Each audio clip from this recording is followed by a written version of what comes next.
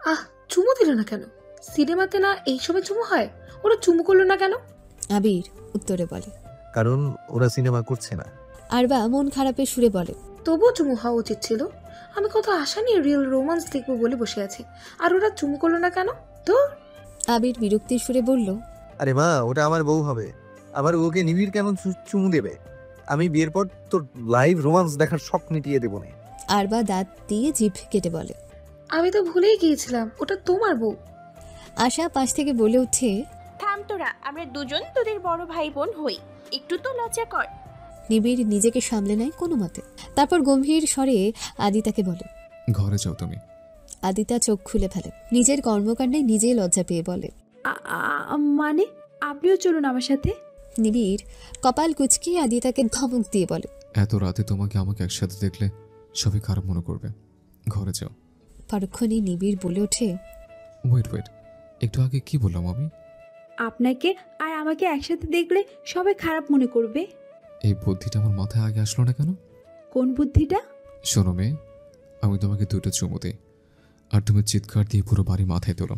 সবাই তোমাকে আর আমাকে এত রাতে এত নিরিবিলি পরিবেশে দেখে নিশ্চয়ই ভাববে আমি তোমার সাথে উল্টাপাল্টা কিছু করেছি, আর ধরে বিয়ে দিয়ে দিবে। ভালো বুদ্ধি না? আসো আমার কাছে, আসো শোনা। আদিতা নিবিড়ের কথা শুনে বড় বড় চোখ করে উঠে দাঁড়িয়ে দৌড়ে সিঁড়ির উপরে উঠে বলে, আপনাকে ভালো মনে করেছিলাম, ভালো মনে সাহায্য করতে এসেছিলাম, কিন্তু আপনি আস্ত একটা খোকস। মেরে ফেলতে চান কেন আমায়? 3টা দিন অপেক্ষা করুন, ভাবি হয়নি আপনার, নাকে দড়ি দিয়ে ঘুরাবো আপনাকে। নিবিড় উঠে দাঁড়ায়। নিবিড়কে উঠে দাঁড়াতে দেখে আদিতা দৌড় লাগায়। নিবিড় আবার বসে পড়ে। আদিতা পেছন থেকে বিস্কুটের প্যাকেট নিবিড়ের পিঠ বরাবর মারে। নিবিড়ের পিঠে লাগার সাথে সাথেই নিবিড় পিছন ফিরে তাকায়। আদিতা দূর থেকে চেঁচিয়ে চেঁচিয়ে বলে, খেয়ে নিন, আর নেই আমার কাছে, এটাই লাস্ট। খেতে সুস্থ থাকুন, বিয়ের পর একবেলা খেতে দেব। আমার জায়গায় অন্য কেউ থাকলে একবেলাও খেতে দিত না, কিন্তু আমি মহান রমণী, তাই একবেলা খেতে দিব। তাই এই কয়দিন পেট ভরে খেয়ে নিন দেবর মশাই। আমি আসলাম কিন্তু। আদিতা নিবিড়কে ভেঙায়। তারপর দৌড়ে ঘরের মধ্যে চলে যায়। নিবিড় বিস্কুটের প্যাকেটটা উঠিয়ে নেয়। কতক্ষণ ওটার দিকে তাকিয়ে থেকে বলে, ভালোবাসি তোমায়, বলছো না কেন তুমি? বলে বিস্কুটের প্যাকেটটা পাশে রেখে দেয়। এদিকে আরবা বোকা বোকা কণ্ঠে বলে, নিবিড় ভাইয়া বিস্কুট এত ভালোবাসে, আর বিস্কুট সেটা বোঝে না দেখে সে কষ্ট পাচ্ছে? এটা কেমন হলো? তোর বোঝার বয়স হয়নি, চুপ থাক। চল এখন আমরা যাই। বলে কবির উঠে দাঁড়ায়। আশার হাত থেকে খাবারের প্লেটটা নিয়ে ধীর পায়ে গিয়ে নিবিড়ের পাশে বসে। নিবিড় পাশে কারো উপস্থিতির টের পেয়ে বলে ওঠে, তুমি আবার? এটুকু বলে ঘাড় ঘুরিয়ে দেখে কবির বসা। কবিরের হাতে খাবারের প্লেট। নিবিড় আর কিছু বলে না, সামনের দিকে তাকিয়ে বসে থাকে চুপচাপ। কবির বলতে শুরু করে, রাগ কমেনি এখনো? খাবারের উপর রাগ করে থাকতে হয় না, খেয়ে নাও। নিবিড় শব্দ করে না। কবির আবার বলে ওঠে, খেয়ে নে ভাই আমার, আর রাগ করে থাকিস না। আমার কি তোকে মারার কোনো অধিকার নেই? সেই জন্য আমাকে মাফ চেতে হবে তোর কাছে? নিবিড় তাকায় কবিরের দিকে। নিবিড়ের চোখ হালকা লাল থেকে সামান্য গাঢ় লাল হয়েছে। কবির ভালোই বুঝতে পারে নিবিড়ের মাথা ব্যথা বেড়েছে। একটু নিজ হয়ে কবির পুকুরের পানিতে হাত ধুয়ে নিয়ে লোকমা তৈরি করে নিবিড়ের মুখের সামনে ধরে। ইশারায় নিবিড়কে খেতে বলে। গলা দিয়ে নামবে না ভাইয়া, আমার মনের মধ্যে কি চলছে তা বোঝাতে পারবো না, আমাকে ক্ষমা করে দাও। কারোর জন্য কেউ মরে যায় না নিবিড়। আদিতা হয়তো তোর প্রথম ভালোবাসা, তাই তোর এমন মনে হচ্ছে, কিন্তু ট্রাস্ট মি, তুই ওকে বলতে পারবি, সবাই বলতে পারবে। আর এটা ভালোবাসা নয়, ভালো লাগা। কয়েকদিন আগেও তুই ওকে বিয়ে করতে চাসনি, এখন যেই কারণে ওকে তোর বিয়ে করতে ইচ্ছে করছে সেটা শুধুমাত্র ভালো লাগা। ভাইয়া, যখন থেকে আমি ওকে বিয়ে করতে চাইনি তখন থেকে আমি ওকে ভালোবাসি, খুব ভালোবাসি। আমি শুধু এটুকু জানতাম না আমি যাকে ভালোবাসি সে মেয়েটা আদিতা। যখন চিনেছে তখনই বিয়ে করতে চেয়েছে। ভাইয়া, তোমার মনে আছে আমার আর আবিরের চাকরি হওয়ার আগে দাদু আমাদের ডেকেছিল তোমার বিয়ের ব্যাপারে কথা বলতে? ওই দিন রেস্তোরাঁয় দুটো মেয়েকে গান গাইতে শুনেছিলাম আমরা। ওই দুটো মেয়ের একটা হলো আদিতা, আর আমি সেদিন থেকে ওকে ভালোবাসি। এতটা দীর্ঘ সময় আমি না দেখে ওকে একতরফা ভালোবেসেছে, এটা কোনো মতেই ভালো লাগা হতে পারে না। আমি ওকে সত্যি ভালোবাসি। সবটা শুনে কবির কি বলবে বুঝতে পারে না। কতক্ষণ চুপ থেকে জিজ্ঞেস করে, আদিতা জানে তোর ভালোবাসার কথা? না। ভুলে যা ওকে, সবাই সব কিছু পায় না। এখন কোনো মতেই সম্ভব না তোর সাথে আদিতার বিয়ে দেওয়া। পারছি না তো ভাইয়া, বহু চেষ্টা চালিয়েছে, বহু আগে থেকে, কিন্তু আমি ব্যর্থ। আমি পারি না ওকে বলতে। বলে নিবিড় বাচ্চাদের মতন কান্না করা শুরু করে দেয়। কবির নিজের বাহুডোরে আবদ্ধ করে নেয় নিবিড়কে। ভাইয়ের কান্না যেন কবিরের হৃদয় স্পর্শ করছে, কিন্তু কবিরের কাছে কোনো উপায় নেই ভাইয়ের দুঃখ ভোলানোর। বেশ কিছুক্ষণ কান্না করে নিবিড় শান্ত হয়। চোখের পানি মুছে নিয়ে পুকুর থেকে পানি নিয়ে মুখটা ভালো মতো ধুয়ে নেয়। কবির অনেক জোরাজুরি করে, নিবিড়কে খাবার খাইয়ে দেয় নিজের হাতে।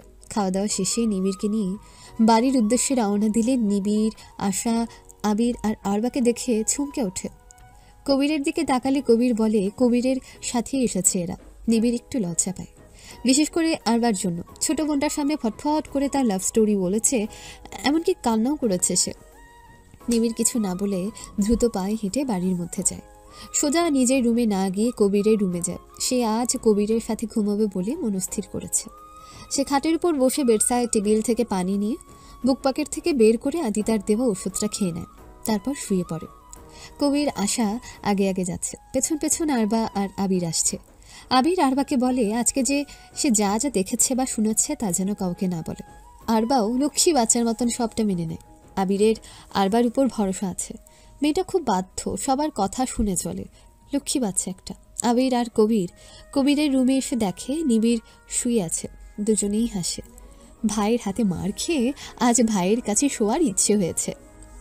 আবির বিদায় নেয় দরজার সামনে থেকে। বেডটা ছোট হওয়ায় দিনজীবন ঘুমানো যাবে না, তাই আবির অন্য রুমে চলে যায়।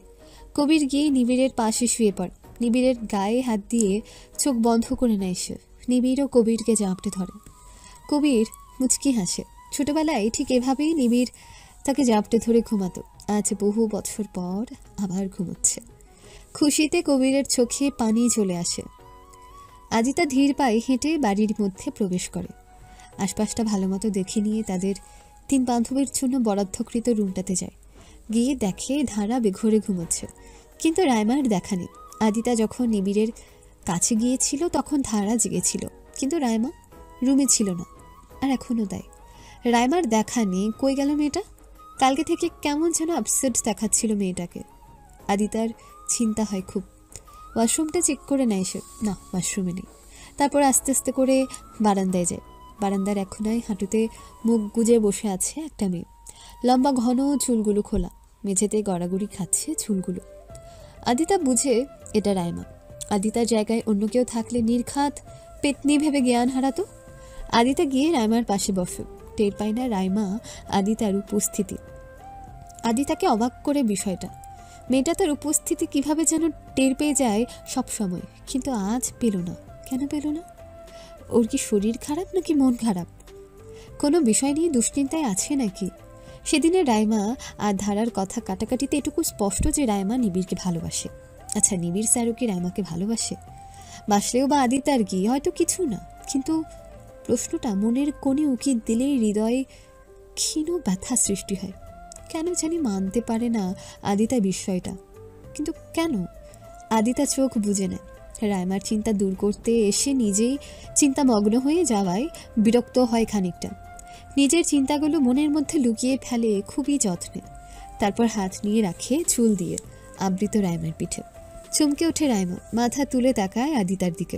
আদিতা বাইরে থেকে আসা মৃদু আলোয় রাইমার অশ্রুসিক্ত আঁখি দেখে চমকে ওঠে। কপালে ভাঁজ পড়ে যায় সামান্য। কি হয়েছে মেয়েটার? কাঁদছে কেন? রাইমা আদিতাকে দেখে মাথা ঘুরিয়ে নেয়, চোখে পানি মুছে নেয়। নিজেকে স্বাভাবিক করার চেষ্টা করে প্রশ্ন ছোড়ার আগেই আদিতা জিজ্ঞেস করে বসে, কি হয়েছে তোর? মন খারাপ কেন? কোনো সমস্যা হয়েছে কি? কিছু না। তুই ঘুমাসনি এখনো? তুই এমন কেন? তোর সমস্যাগুলোর কথা শেয়ার করিস না কেন? নিজের মধ্যে সব যাতনা পুষে রেখে কি শান্তি পাস তুই? কি বলবো বল?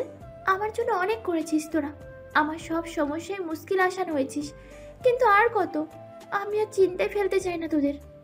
যেই সমস্যাগুলোর সমাধান করেছি সেগুলোরও তো প্রথমে বলতে চাসনি।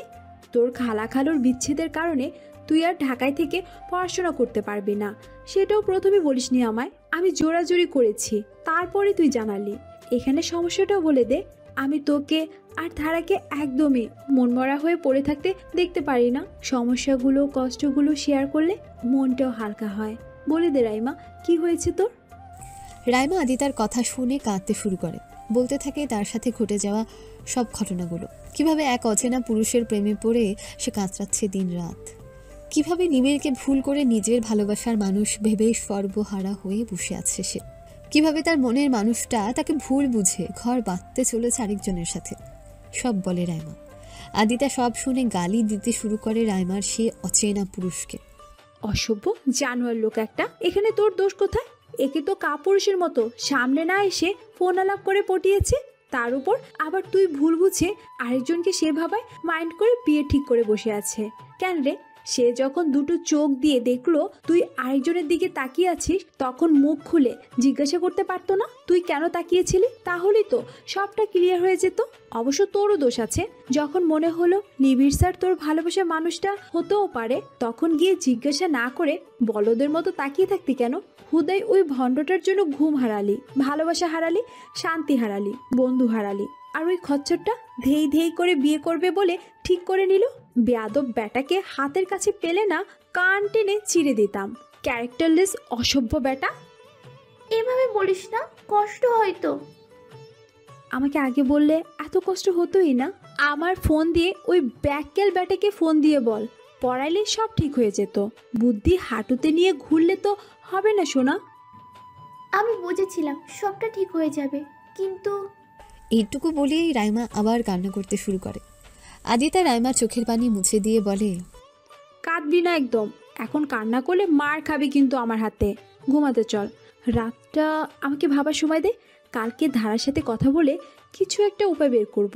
চল বলছি। ঘুমাবো না আমি, তুই যা। ঢং করবি না একদম, না ঘুমালে ডার্ক সার্কেল পড়বে চোখের নিচে, তখন ওই ব্যাককেল ব্যাটার তোর চোখটা মায়াবী লাগবে না। ঘুমিয়ে টুমিয়ে সুন্দর হয়ে নে, ওই ব্যাটা বউ রেখে তোর কাছে চলে আসবে, দেখিস। আমার গায়ের যা রং, তাতে ডার্ক সার্কেল পড়লেও যেমন, না পড়লেও তেমন। রং নিয়ে কথা বলে থাপড়ে দাঁত ফেলে দিবি, তুই বেশি বুঝোস। চল আমার সাথে। বলে আদিতা রাইমার হাত ধরে টানতে টানতে রুমে নিয়ে যায়। চোখের পানি মুছে দিয়ে শুয়ে পড়তে বলে। রাইমা শুয়ে পড়ে। আদিতা রাইমার পাশে শুয়ে পড়ে, রাইমার মাথায় হাত বুলিয়ে দিতে থাকে। মাথায় তার চিন্তার হাট বসেছে। কে সেই অজ্ঞাত ব্যক্তি যে রাইমাকে এভাবে প্রেমে ফেলেছে? সবাইকে সেই ব্যক্তি চেনে কিভাবে? নিবিড় স্যারকেও চেনে, তার মানে নিশ্চয়ই আশেপাশের কেউ। বিয়ে ঠিক হয়েছে, তার মানে একটু হলেও সিনিয়র। অবশ্য এখন ছেলেরা সেটেলড হওয়ার আগেই অনেক সময় বিয়ে টিয়ে সেরে ফেলে। অন্যদিকে খুশিও লাগছে এটা ভেবে যে নিবিড় রাইমার ভালোবাসার মানুষ না। হঠাৎ আদিতার মনে পড়ে যায় নিবিড় তার কতটা কাছে এসেছিল। ঠোঁটের কোণে হাসি ফুটে ওঠে আদিতার। মনটা দুরন্ত গতিতে ছুটতে থাকে, হাত পা শিরচির করছে। এমন কেন হচ্ছে? এটার মানে কি?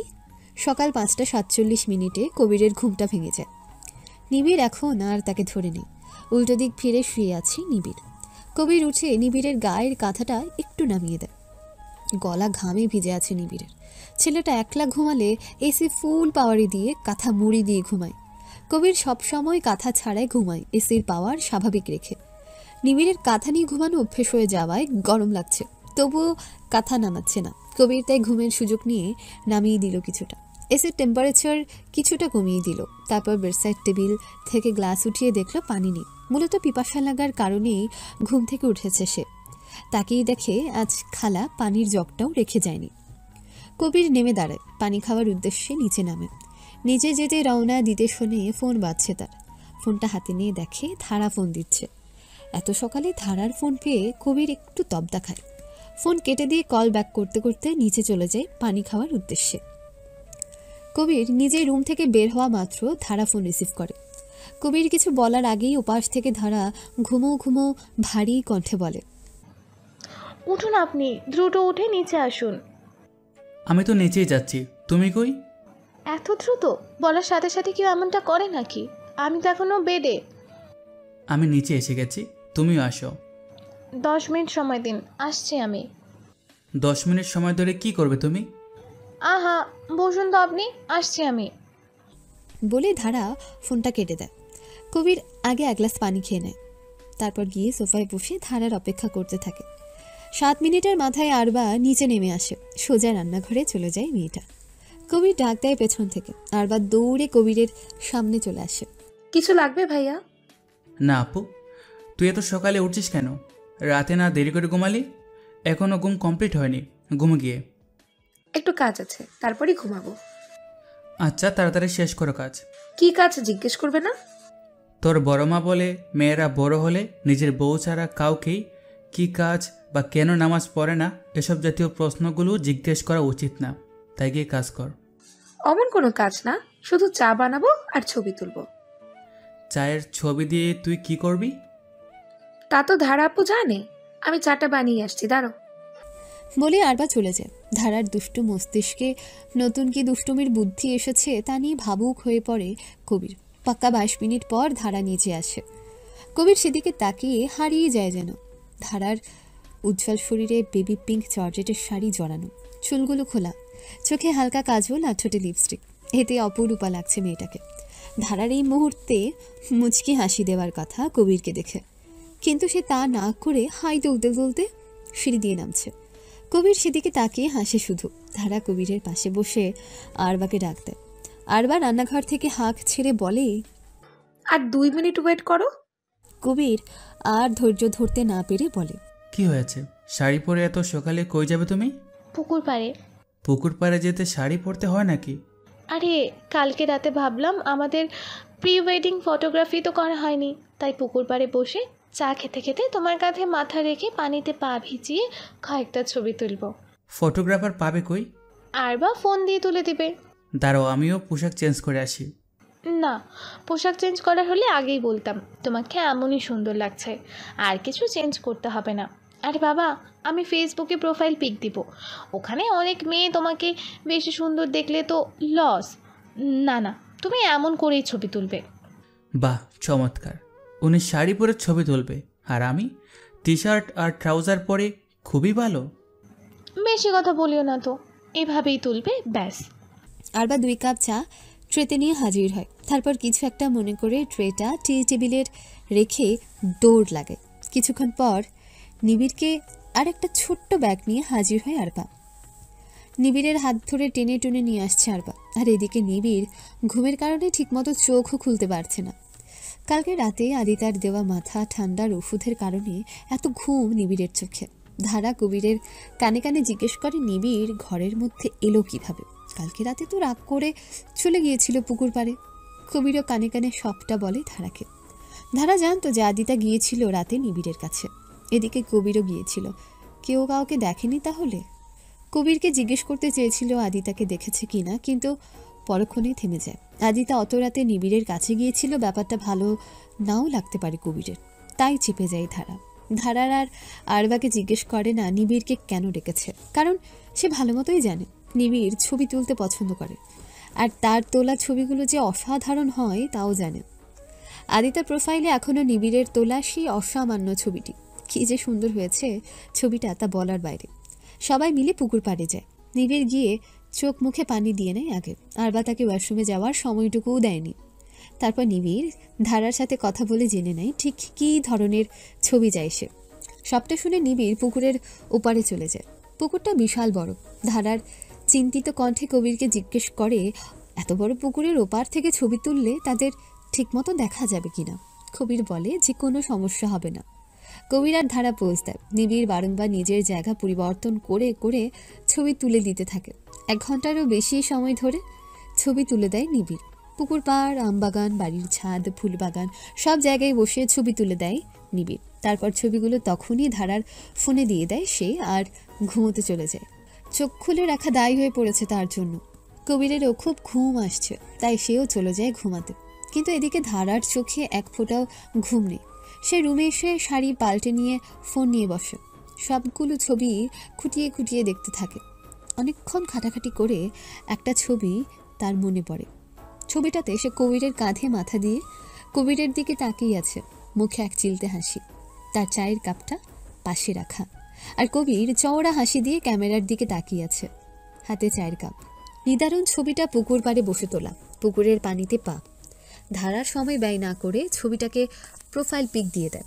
ক্যাপশনে লেখা, জীবন আমার তাহার রঙে রাঙা, চিত্ত আমার তার ভাবনায় ঠাসা, নয়নে নয়নে সে সদা ভাসে।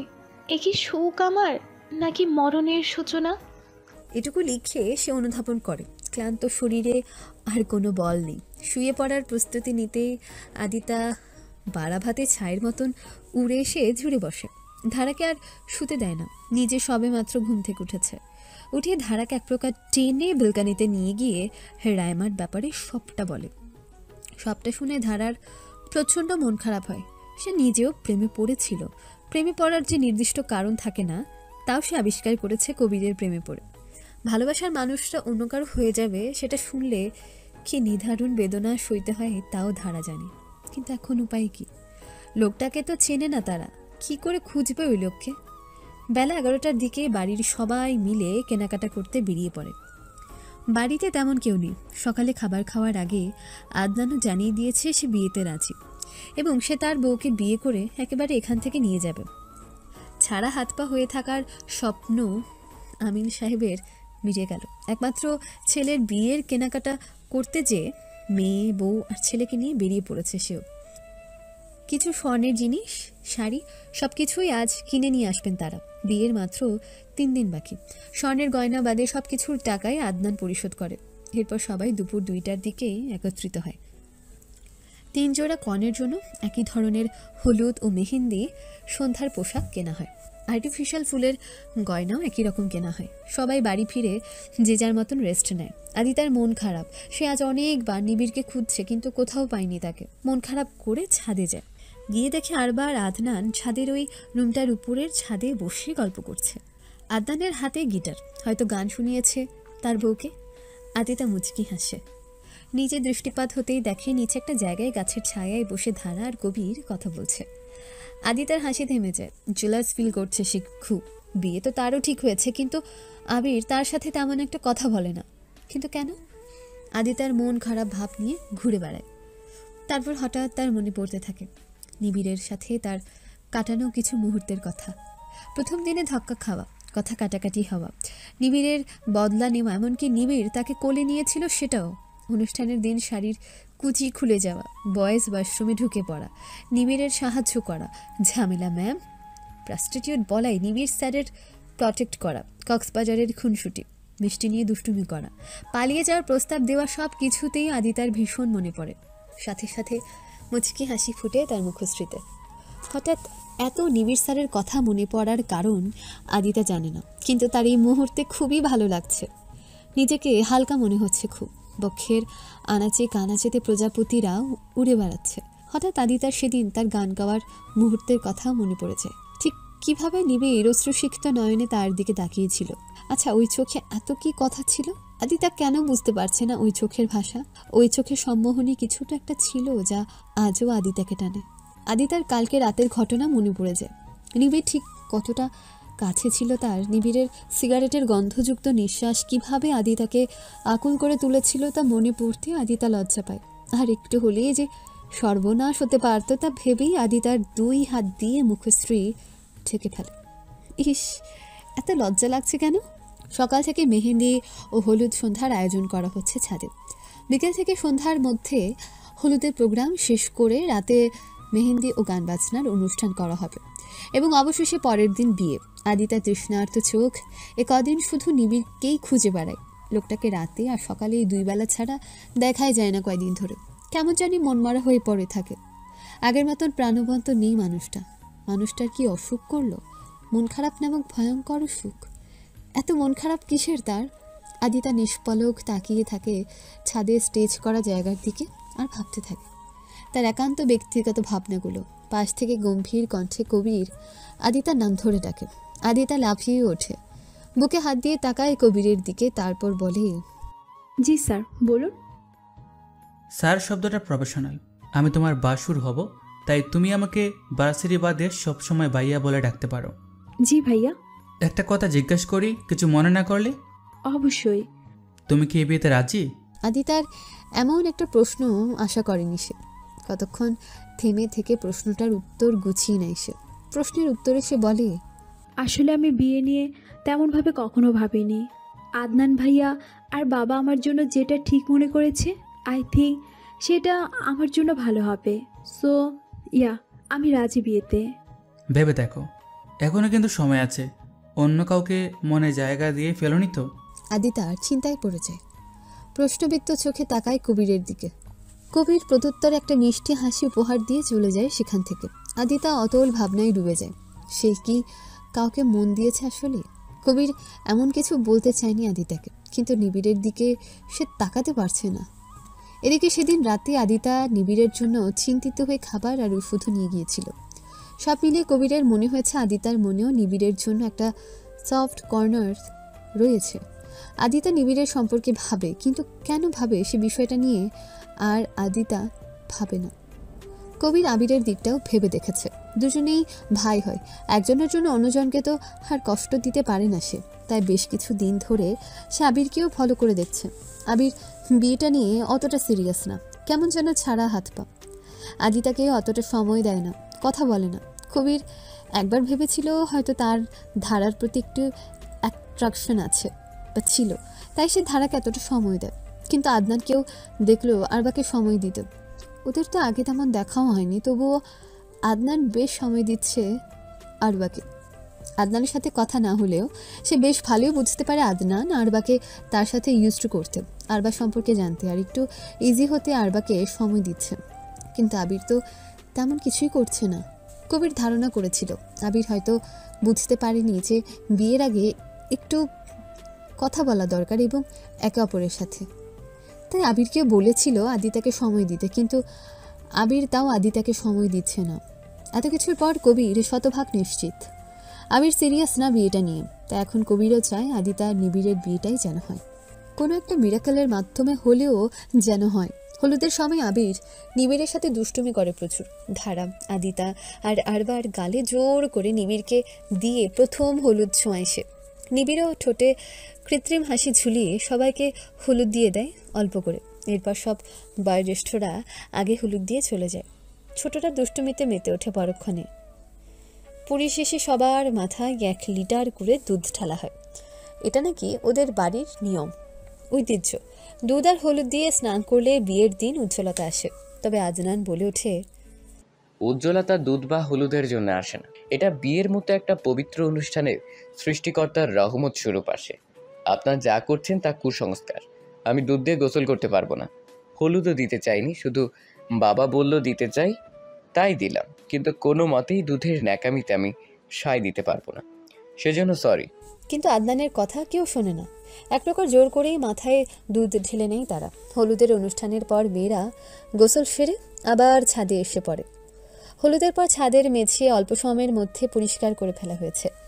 ছাদে এসে মেহেদি আর্টিস্টের কাছে মেহেদি দিতে বসে সবাই। ধারা আর আরবা বসার আগেই বলে দেয় হাতে প্রিয় মানুষের নাম লিখবে, কিন্তু আদিতা সে বেলায় নীরব থাকে। তার যেন এসবের কিছুই হৃদয়ে স্পর্শ করতে পারছে না। কবিরের বলা কথাগুলো এখনও তার মনে ছুটে চলেছে। সে কি সত্যি অন্য কাউকে ভালোবাসে? এর মধ্যে পাশ থেকে মেয়েটা আদিতার স্বামীর নাম জিজ্ঞেস করে। আদিতা অনিচ্ছা সত্ত্বেও আবিরের নামটা ভুলে দেয়। রাত 9টা নাগাদ পুরো বাড়িতে হুলস্থুল লেগে যায়। রাত 8টার পর থেকে আদিতাকে কেউ দেখেনি। সেই সূত্রপাত ধরে বাড়ি ও বাড়ির আশেপাশের সব জায়গায় খোঁজা হয় আদিতাকে, কিন্তু আদিতার দেখা মেলে না। আবির মনে মনে ভাবে নিবিড় হয়তো আদিতাকে নিয়ে পালিয়েছে, কারণ নিবিড়েরও কোনো দেখা নেই। জামাল সাহেব কবিরও তাই ভেবে মেজাজ খারাপ করে। সামনে যাকে পায় সবার উপর মেজাজ দেখাতে থাকে। কিন্তু কিছুক্ষণ পর আদনানের জন্য কেনা জুতার ব্যাগ নিয়ে নিবিড়কে বাড়িতে ফিরতে দেখে সবাই চিন্তার মাত্রা যেন আকাশ ছোঁয়া। জামাল সাহেব নিবিড়কে জিজ্ঞেস করে, এতক্ষণ কোথায় ছিল নিবিড়? নিবিড় জানায় সন্ধ্যার আগে এসে জমিন সাহেবের দেওয়া টুকটাক কাজ সারতে রাজশাহী সদরে গিয়েছিল। কবি নিবিড়কে একান্তে ডেকে নিয়েও জিজ্ঞেস করে আদিতার নিখোঁজ হওয়া সম্পর্কে। নিবিড় যেন আকাশ থেকে পড়ে। সে জানায় কবিরকে হলুদ লাগানোর পর আদিতার সাথে নিবিড়ের না থাকার কথাও হয়েছে আর না দেখার কথাও হয়েছে। রাত 10টার পর সবাই সিদ্ধান্ত নেয় পুলিশে খবর দেবে। আদনান যেন পাগল হয়ে গিয়েছে বোনের খোঁজ না পেয়ে। পুলিশে খবর দিতে গেলে তারা জানে 24 ঘন্টা হওয়ার আগে তারা কিছুই করতে পারবে না। বিয়েবাড়ির আমেজ যেন সেখানেই থেমে যায়। টেনশনে আদনানের প্রেশার হাই হয়ে যায়। এসি চলছে তবুও হামছে শরীরটা। আমিন সাহেবও চিন্তায় কাহিল। হাফসা বেগম শুধু কাঁদছেন আর বলছেন, কাউকে না বলে কোথাও যাওয়ার মানুষ আমার মেয়ে না। ও নিশ্চয়ই কোনো বিপদে পড়েছে। রাত 10:30 বাড়ির গেট দিয়ে একটা গাড়ি ঢোকে। ভাই বোনের বিয়ে উপলক্ষে 1 সপ্তাহের ছুটিতে শাম্য এসেছে। শাম্য আরবার 2 বছরের বড়, ইন্টার সেকেন্ড ইয়ারে পড়ে। ঢাকার স্বনামধন্য একটা ক্যাডেট কলেজে আবাসিক থেকে পড়াশোনা করে সে। 1 সপ্তাহের ছুটি পেয়েছে সব মিলিয়ে, তাই ভাবলো বিয়ের আগে এসব লাভ কি, বিয়ের পরে এসে বৌভাতা অ্যাটেন্ড করবে, একসাথে বিয়ে ফিরতে পারলেই লাভ।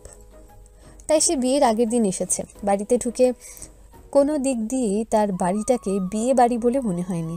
সবাই কেমন গম্ভীর আর চিন্তিত মুখ করে বসে আছে, না কোনো গান বাজনা আর না কোনো হই হুল্লোড়। শাম্য সবার চেহারা দেখে বোঝার চেষ্টা করে ঠিক কী হয়েছে এখানে, কিন্তু সে ব্যর্থ, কিছুতেই বুঝতে পারে না। তার ভাবনার মধ্যে ড্রাইভার এসে ব্যাগপত্র রেখে যায়। শামের চোখ তার কাজিন রূপী বেস্ট ফ্রেন্ডকে খুঁজতে থাকে।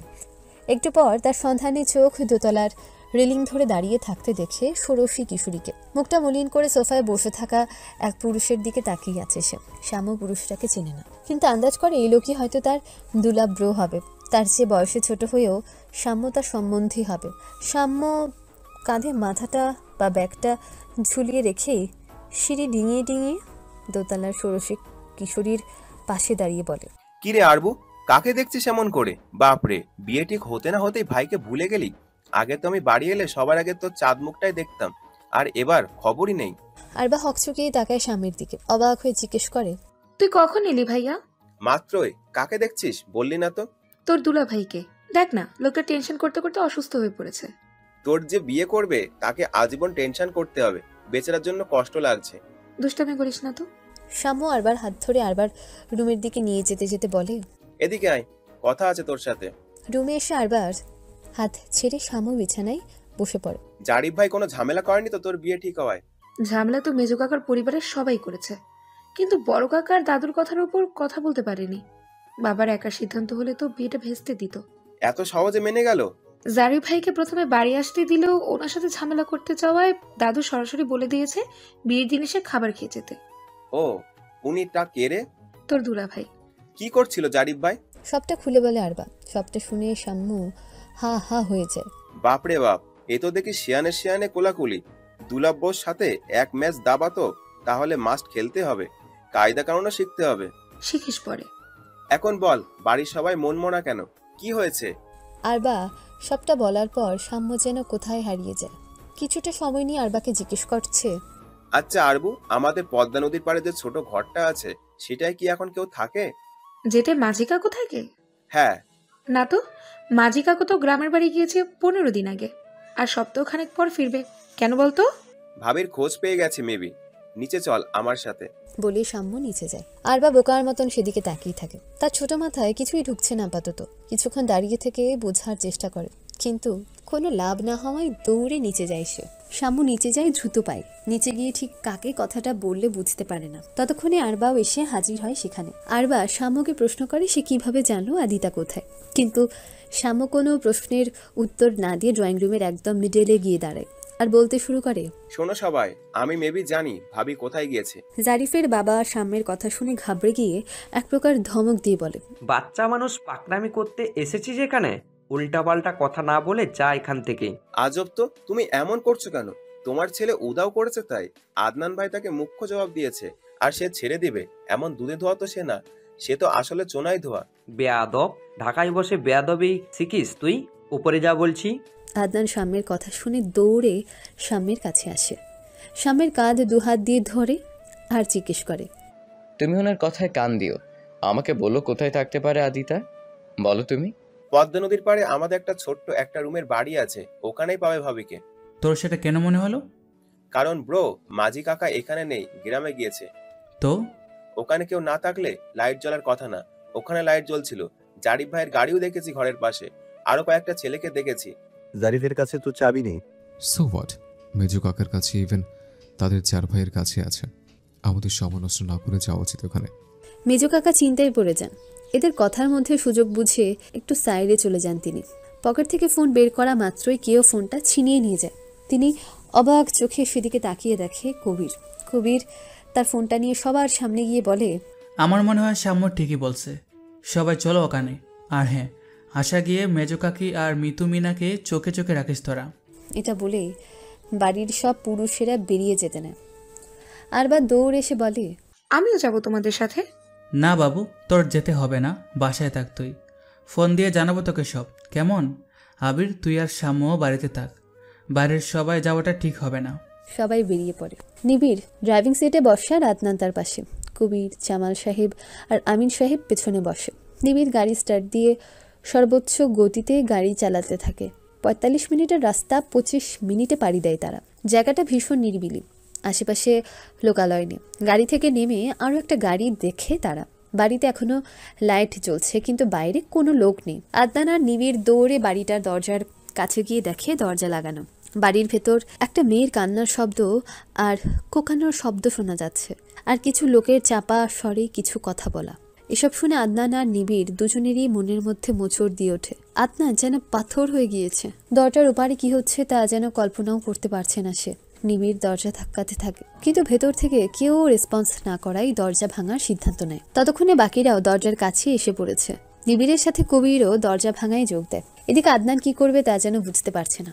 কতক্ষণ চেষ্টার পর দরজা ভেঙে ফেলতে সফল হয় দুই ভাই। আদনান সাথে সাথে দরজা দিয়ে ভেতরে চলে যায়। নিবিড় আর কবিরও ঠোকে। আদিতা মেঝেতে পড়ে আছে, হাত পা বাঁধা অবস্থাতে। জারিফ আর তার দুই বন্ধু আদিতার পাশে বসে আছে। জারিফ আদিতার মুখ ধরে বসে আছে। তাদের দেখে বোঝা যাচ্ছে তারা কোনো সৎ উদ্দেশ্য নিয়ে আদিতার কাছে বসেনি। আদিতার লেহেঙ্গার ওড়নাটা কিছুটা দূরে পড়ে আছে। সবাইকে দেখে জারিফ আর তার বন্ধুরা আদিতাকে ছেড়ে দিয়ে কিছুটা দূরে দাঁড়ায় গিয়ে। নিবিড় আর কবির নিজেদের অনেক কষ্টে স্থির রেখেছে, কিন্তু বেশিক্ষণ পারে না। গিয়ে জারিফকে বেদম মারতে থাকে। জামাল সাহেবও বাধা দেন না। তিনি ফোন বের করে পুলিশে ফোন দেন। আদনানের জারিফের দিকে তেমন খেয়াল নেই, সে তার বোনকে দেখছে। আদিতাও ভেজা চোখে আদনানের দিকেই তাকিয়ে। আদিতার কপালে ডান পাশ থেকে রক্ত পড়ছে। আদনান এতক্ষণ নিজেকে সামলালেও এখন ফুপিয়ে কাঁদতে শুরু করে। তার মনে হচ্ছে বহু বছর পর বোনকে দেখছে সে। আদিতাও আদনানের কান্না দেখে আরও জোরে কাঁদতে শুরু করে। আদনান দৌড়ে গিয়ে মেঝেতে বসে পড়ে, বোনকে জড়িয়ে কাঁদতে শুরু করে। আমিন সাহেবও মেয়ের কাছে গিয়ে চোখের পানি ছেড়ে দিয়ে মাথায় হাত বুলাতে থাকেন। আদনানের যেন কি হয়ে গিয়েছে, বোনকে ছাড়ার নাম গন্ধও নিচ্ছে না। আমিন সাহেব মেয়ের হাতের বাঁধন খুলে দেন। আদিতার হাত মুক্ত হতেই ভাইয়ের গলা শক্ত করে জড়িয়ে ধরে। কিছুক্ষণ পর জ্ঞান হারায় আদিতা। সবাই সেটা দেখে আদনানকে বলে আদিতাকে ছাড়তে, কিন্তু আদনানের কানে যেন কোনো কথাই যাচ্ছে না। তার মনে হচ্ছে আদিতাকে ছেড়ে দিলে আদিতা হয়তো আবারও হারিয়ে যাবে কোথাও। এতক্ষণ বোনের খোঁজ না পেয়ে যেন মরেই যাচ্ছিল সে। এখন যেন সে ধরে প্রাণ ফিরে পেয়েছে। আদনানকে বুঝিয়ে শুনিয়ে আদিতার থেকে আলাদা করা হয়। ছেলেটা এখনও কান্না করছে। কবির, আদনান আর আদিতা বাড়ি ফিরেছে। যাওয়ার আগে বাইরে থেকে জারিফ আর তার বন্ধুদের লক করে রেখে যায় কবির। নিবিড়, জামাল সাহেব, আমিন সাহেব পুলিশ আসার অপেক্ষা করতে থাকে। পুলিশ আসার পর প্রথমে তারা পুলিশ স্টেশন যায় এবং তারপর বাড়ি ফিরে আসে। আদিতাকে রুমে নিয়ে যায় আদনান। এরপর ডাক্তার ডাকা হয়। ডাক্তার জানান অতিরিক্ত ভয়ের কারণে আদিতা জ্ঞান হারিয়েছে। কপালের কাটা অংশ পরিষ্কার করে নেয়, সামান্যই কেটে গিয়েছে। ওষুধ দিয়ে বিদায় নেয় তিনি। আদিতার জ্ঞান ফেরার পর আদনান নিজের হাতে আদিতাকে খাইয়ে দেয়। আদিতা খেতে চায় না, তবুও জোর করে আদনান আদিতাকে খাইয়ে দেয়, ওষুধ খাইয়ে দেয়। আদিতার পুরো সময়টা নিজের হাতের দিকে তাকিয়েছিল। আদনান ভাবে আদিতার হাতে হয়তো কিছু হয়েছে। আদনান চিন্তিত কণ্ঠে জিজ্ঞেস করে, কি হয়েছে তোর হাতে বর্ণ? ব্যথা পেয়েছিস? না ভাইয়া, কিন্তু ওদের জন্য আমার মেহেদি লেপটে গিয়েছে, দেখো। আদনান আদিতার হাতের দিকে তাকায়। আসলে সবটা লেপটে গিয়েছে, সাথে লেপটে গিয়েছে আদিতার হাতে লেখা আবিরের নামটাও। বোঝার কোনো উপায় নেই কোথায় লেখা ছিল সেই নাম। আদনান কিছু বলে না। আদিতাকে রেস্ট নিতে বলে চলে যেতে নিলেই আদিতা আদনানের হাতটা চেপে ধরে জিজ্ঞেস করে, তুমি খেয়েছো ভাইয়া? কেমন দেখাচ্ছে তোমাকে? নিশ্চয়ই অতিরিক্ত চিন্তা করে প্রেশার হাই করে ফেলেছো। অতিরিক্ত? আমি যে বেঁচে আছি এই ঘটনার পর সেটাই কি যথেষ্ট না? তোর কিছু হয়ে গেলে আমি সত্যি সত্যি মরে যেতাম বর্ণ। আমি তো ঠিক আছি ভাইয়া, এখন খেয়ে নাও। আর একটু দেরি হলে কি হতো ভাবলেই তো আমার। কিছু হয়নি তো, খেয়ে নাও ভাইয়া। ওষুধও খেতে হবে তো নাকি? আচ্ছা, সে নিয়ে চিন্তা আর তোকে করতে হবে না, তুই রেস্ট নে। কি হয়েছিল তা শুনবো না? আপাই বলো না। কালকে শুনো আরবা। কালকে তো বিয়ে, শোনার সময় পাবো না। আচ্ছা, এক্ষুনি বলছি, কোনো সমস্যা নেই। 1 মিনিট দাঁড়াও, আসছি আমি। আরবা গিয়ে আবির, নিবিড়, কবির, শাম্য, রাইমা, ধারা, আশা, আয়েশা বেগমকে ডেকে আনে। হাফসা বেগম আগে থেকেই মেয়ের কাছে ছিল, আদনানও সেখানেই ছিল। সবাই আসার পর আদিতা বলা শুরু করে, মেহেদি দেওয়ার পর আমি দোতলায় গিয়েছিলাম। তারপর সেখানে একটা বাচ্চা মেয়ে এসে আমাকে বলে, তোমার ভাইয়া তোমাকে আম বাগানে ডাকছে। আমি মনে করি আদনান ভাইয়া হয়তো। আমি আম বাগানে যাওয়ার সাথে সাথে ওই লোকটা আমার মুখ চেপে ধরে। আমাকে দেখে নিয়ে তার এক বন্ধুকে বলে, তোর বোনকে বলেছিলাম আরবার কথা, এটা তো আবিরের বউ। আর তারপর তার বন্ধুর বোনকে জিজ্ঞাসা করা হলে সে বলে, জারিফ লোকটা যেমন বর্ণনা দিয়েছে আমি ঠিক তেমন, খাটো, উজ্জ্বল গায়ের রং, দেখতে সুন্দর, আর চুল বেশি বড় না, পোশাকের রঙও সেম। তখন তো আমি তার হাত থেকে ছাড়া পাওয়ার জন্য ছটফট করছিলাম। লোকটা চিন্তায় পড়ে যায়। আমি তো জেনে গেছি তাদের প্ল্যান সম্পর্কে, তাই আমাকেও ছাড়া যাবে না। তারপর সে বলে, বিয়েটা থেমে থাকলেই হলো, এই মেয়ে উধাও হলেও বিয়েটা হবে না, চল আমরা এগিয়ে নিয়ে যাই। এই কথা শুনে আমি আরও বেশি চেষ্টা করতে থাকি নিজেকে ছাড়ানোর। তখন ওই লোকটা আমাকে সজোরে থাপ্পড় মারে, আর আমি গাছের সাথে বাড়ি খেয়ে নিচে পড়ে যাই। তারপর আমার কিছু মনে নেই। জ্ঞান ফিরতে দেখি আমি একটা ঘরের মধ্যে, হাত পা বাঁধা আমার। লোকগুলো আর কিছুক্ষণ পর রুমে আসে, আমাকে টিচিং করতে থাকে, অকথ্য ভাষা ইউজ করতে থাকে। কবির ভাইয়া, Abir sir, Nibir sir, Jamal uncle, Jamil uncle আর দাদুকে নিয়ে আজে বাজে কথা বলতে থাকে। আরবাকে নিয়েও অনেক বাজে মন্তব্য করে, যা আমি বলতে পারবো না। জেসমিন নামের কাউকে নিয়েও মন্তব্য করেছিল। এক কথায় তার পরিবার ছাড়া এই বাড়ির সবাইকে নিয়ে কটূক্তি করেছে সে। আমার বডি শেমিংও করেছে। কি আজে বাজে কথা সেগুলো, মানে মনে পড়লে বমি আসে আমার। এক পর্যায়ে আমার ওনা নিয়ে যায়। তারা আমার সাথে খুব বাজে কিছু করতেই যাবে, তার আগে বাহির থেকে গাড়ির শব্দ আসে। আমি তো তখনও চিৎকার করে করে কান্না করছিলাম, আমার খুব ভয় করছিল। গাড়ির শব্দ পেয়ে তারা আবারও আমার মুখ চেপে ধরে। তারপরে ঘটনা তো তোমরা জানোই।